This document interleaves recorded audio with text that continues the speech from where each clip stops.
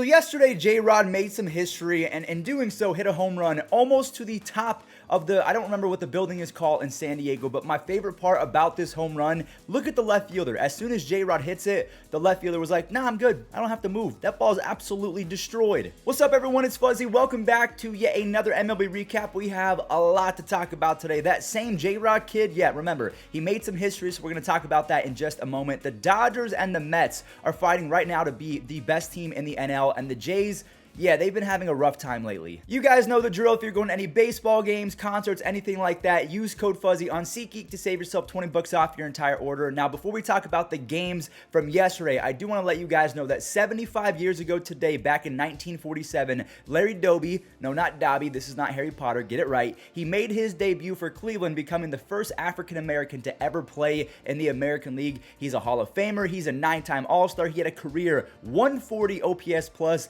This dude could straight up play. We had a crazy roller coaster game down in Minute Maid. This is the first game from yesterday that I want to talk about because it was a lot of fun to watch. The Astros got punched in the mouth by MJ Melendez, who had one home run to make it 5-0, and then as soon as the Astros were mounting a comeback, he had his second home run of the game. But the thing about this Astros team, they legitimately have 5, maybe 6 hitters that can be considered elite, or at least they've been elite in the last few years. Kyle Tucker singles home 2 to bolster his All-Star case, and then the 2021 batting champion Yuli Gurriel evens up everything at 6-6 when he plates Alex Bregman. We skip to the 9th where the score is still knotted up, but Yordan is coming up, so yeah, he's not going to go away without a fight, and he wins it on a 445-foot moonshot. Yordan is having a first half of the ages. He's hitting .310 with 24 home runs, 57 RBIs, a 201 OPS plus. He has an almost 4 WAR on Baseball Reference because he's also playing some pretty solid defense in left field as well. Is he the MVP in the AL? Let me know in the comments. We have a little interdivision series between the Cubs and the Brewers. The lefties were disgusting in this game. Justin Steele put the Brewers in timeout, locking them down for 9 strikeouts over 6 2/3, but Eric Lauer of the Brewers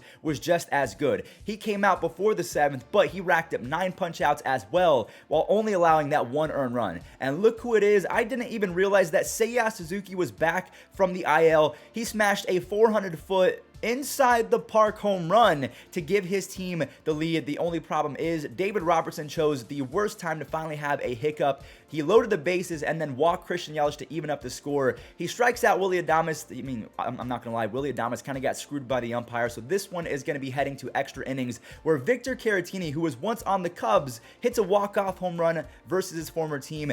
Again, that is a walk-off 3-run nuke, and surprisingly, the Cubs have played Milwaukee very hard this year as the Brewers are now just 6-5 against Chicago this year. The Orioles, they've been feeling themselves lately with all of these runs being scored. You have Arauz and Mullins putting Baltimore up by 2, and then the Rangers immediately answered with a 5 spot. Dean Kremer was so close to having another gem, but unfortunately that home run from Mitch Garver kind of knocked him out the game. But instead of letting it get out of hand, Mullins and crew, they calmed it down and they clawed their way back into it, only to have it taken away again, this time for Marcus Semien, who now has double-digit home runs, 14 stolen bases, and a 95 OPS plus. Not too bad. He is waking up right before our very own eyes. But you know what else isn't too bad? Rookie Adley Rutschman. He turns on this pitch for a game-tying double. He forces extras where Jorge Mateo walks it off on a hit-by-pitch. He is not very good offensively, but he can lean into one, walk it off. And in a few months when people are looking back at the schedule, no one's going to be like, oh yeah, Jorge Mateo he won that game courtesy of a hit-by-pitch. No, they're just going to see a W.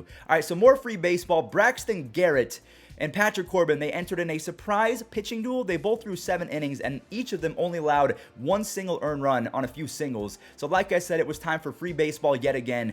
Brian De La Cruz locked in and drove a ball 411 feet for a 2-run home run, which ended up being super clutch because the Nationals scored one in the bottom of that 10th inning. The Marlins win 3-2, and Floro has back-to-back saves. Also, a massive shout out to the umpire in this one. Ted Barrett missed 1 single call in this entire game. It was in the second inning, and then from that point on, he was absolutely locked in and perfect. Okay, so now that we have all of the games that went to extras out the way, I have to talk about the Mariners and J-Rod because he has been out of his mind the last month and a half. He is doing things very few humans can say they've done to begin their career. That is a 2-run moonshot for his 15th home run of the season. And remember, he already has 20 stolen bases, so he became the fastest player ever to have 15 career home runs and 20 stolen bases. He did it in 81 games.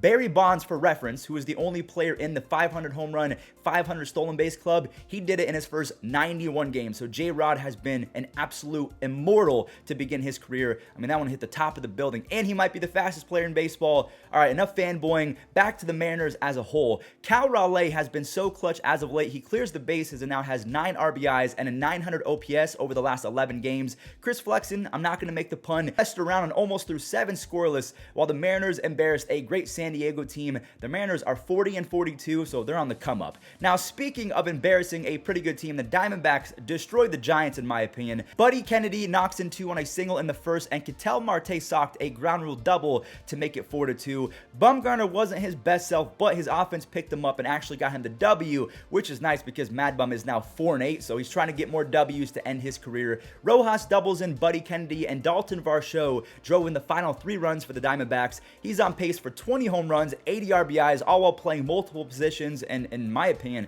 playing pretty solid defense as well, as he's top 5 and outs above average. Ooh, the first 3 innings of this next one were very exciting, not because there was a ton of scoring per se, but because of how the runs were scored. The Mets and the Reds traded 3-run home runs. You have Nimmo belting a 3-run tater, and then Brandon Jury, he has been relentless this year. 17 home runs, 45 RBIs. Hello? No one could have predicted this. Those are eye-popping stats. And wow, look at Francisco Lindor open the hips, get his hands through the zone. He turns on a 100-mile-per-hour fastball for the lead. Lindor has 13 home runs, 57 RBIs, 9 stolen bases, and a near 115 OPS plus. That is elite offense from a shortstop. Not playing the best defense, but I think his DRS has been kind of misconstrued because he was horrific to begin the season, but ever since that point, he's been very good defensively. Dominic Smith is trying to earn more playing time, and Eduardo Escobar pushes it to 7 runs. So who is the favorite in the NL? The Mets or our next team that we're going to talk about, the LA Dodgers. So that was the Mets' 50th win, and the Dodgers are also going for win number 50. Trace Thompson has been so clutch in his return to LA. That 3-run bomb lifts his team to a lead. He has 8 RBIs in his first 35 at-bats. Mookie then delivers with an RBI single to score Cody Bellinger, and Julio Urias was fantastic. 7 punch-outs over 6, but that was almost completely ruined by yet another Dodger bullpen malfunction. Like, overall, I would say the Dodgers have a really good bullpen, but lately, they've been a bit dodgy. Sorry, that was a terrible British impression. Fortunately for Dodgers fans, Yency Almonte closes it out, and the Dodgers do in fact get their 50th win. So the Dodgers and the Mets are both at 50 wins. The Dodgers, in my opinion, are right now the superior team. Emphasis on right now, because the Mets have outscored opponents by 60 runs, which is pretty good, but the Dodgers have outscored opponents by 140 runs. That is insane, but the key word, the operative word right now, the Mets are getting back a 3-headed monster in DeGrom, Scherzer, and McGill over the next month, so the second half could be a completely different story if we're talking about who the favorite is in the National League. But maybe you're not a fan of the Mets or the Dodgers coming out of the NL. Maybe you're a Braves guy, and maybe you like being different. So let's go ahead and talk about the Braves right now. And it wouldn't be a bad choice because Matt Olson has been an RBI machine this year. He lights the fire with a single, and the Braves, they ignite that fire more in the second as Ronald walks in a run with the bases loaded, and then the Braves, they blow it open to 5-0 on a Dansby Swanson base clearing double. Olson then singles home Dansby Swanson, and that has been the status quo for the Braves as of late. Fantastic pitching. The offense has been relentless in terms of sparking rallies. In my opinion, the Braves are an elite team, and Will Smith closes this one out with 2 strikeouts for his 5th save of the year. Now, on the same date that Justin Verlander made his debut way back in 2005, Garrett Hill of the Tigers made his debut, and he towed the bump for the first time ever in the big leagues. Miggy drove home 2 in the first off of Plesac, and Garrett Hill was lights out. Now, he did allow a home run to Josh Naylor, but that was it. 6 innings, 52 of his 78 pitches were for strikes, and he probably could have gone more, but because he was a rookie, AJ Hinch said, hey, that was a great start. He trusted in his bullpen. You have Baez and Barnhart extending it to a 4-1 lead, and Soto closed it out. He got into some trouble, but he got the job done. Jonathan Scope went 4 for 4 in Game 1, and then proceeded to collect 2 more hits in Game number 2. That's an RBI single, and the Tigers won because the Guardians just could not get the clutch out or the clutch base hit. Riley Green scored Torkelson on an infield single, and Eric Haas pimped one against against his former team. He probably was the worst hitter or one of the worst hitters to begin the year, but he now has 4 home runs, 16 RBIs, and a near 1,000 OPS over his last 50 ABs. So the Tigers sweep the doubleheader. They're now 5-2 against Cleveland, which is unusual because facing Cleveland has not been fun for Tigers fans over the last half decade. So this was probably the worst day of the year for Cleveland fans because not only did they get swept by the Tigers, the Twins came away with yet another W. Byron Buxton smacked his 22nd home run. He notches his 39th and 40 RBIs. Moncada ruined a fantastic start by Bundy, who only allowed 1 earned run, only to have the bullpen give it up in the 7th. So another extra inning game. I guess I lied. This was an extra inning game that I forgot to put at the intro of today's video. I'm sorry. The Twins took advantage with a huge 4 spot in the 10th. Luis Ariz put a dent in the door, and Alex Kirilloff completely kicked down that door with a 2-run single to make it 6 runs on the day. The Twins are a perfect 4-0 against the White Sox this year, and they're back up to an almost 4-game lead for first place. Trevor Story hit one to the deepest part of Fenway, or one of the deepest parts, and Cutter Crawford dazzled against a Rays team that was playing very well the last week. Cutter Crawford went 5 1/3, striking out 8 and didn't allow a single run to score. Devers had an RBI single, and the Red Sox win pretty easy 4-0 after John Schreiber, he came in and closed it. I don't know if he's going to be the full-time closer. Maybe the Boston Red Sox put Tanner Houck back in the rotation, but Schreiber is disgusting. And last but not least, Elvis Andrus is still doing his thing in his 14th season. He drives home 2 to up his season stat line to 12 doubles and a 95 OPS plus, which isn't great, but it's not horrible. Maybe they move on from Elvis Andrus and this next guy, Ramon Laureano. I fully believe that Laureano is going to get moved, and I'm hearing from a little birdie that the Yankees, as well as a few other teams, are interested in the services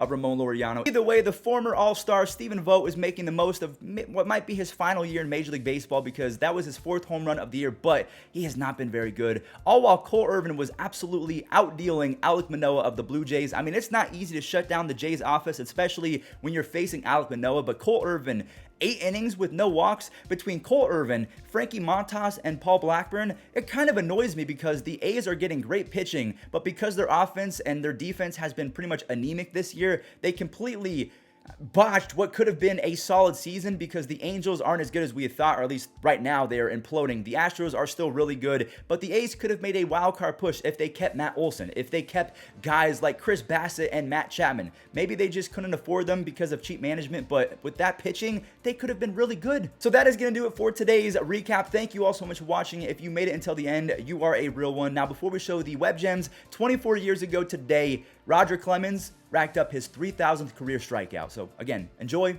and thanks for watching. Left field, over is Quan.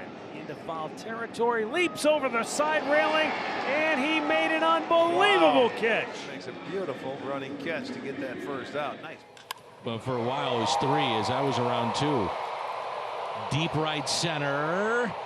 Oh, and the catch made by Carlson. What a play by Machine. His throw is in time. This is ridiculous. Backhand, pop up, hose 'em. Looped, caught by leaping India. And Jonathan India timed it perfectly, and with the reach. Will line one to center field. Taylor will dive, and he's got it perfectly. Big help. There goes the runner. The throw from Haas. Got him! Well, that's a heck of a grab by Javier Baez. And to put the tag on him, Eric. This young man can hit. Ground ball. Wendell's got it. Goes to the glove. Miggy turns the double play. First pitch right here. Joey Wendell to the backhand glove toss. And Miggy Rowe with the great turn right there. This is awesome. Here is Gomes. First ball swinging. Adames backhand play. Long throw. Hey! What a play! Willie Adames. I mean, he makes it look so routine, Rock. A strong ground ball over the mound, up the middle. Backhand, and Paredes. A nice play indeed. How easy that looked. Getting around it and then getting square to be able to make that throw so accurate. Sent to center field. Springer coming on. Dives, and he made the catch. Up by Espinal. He is. Great play by George to end the inning.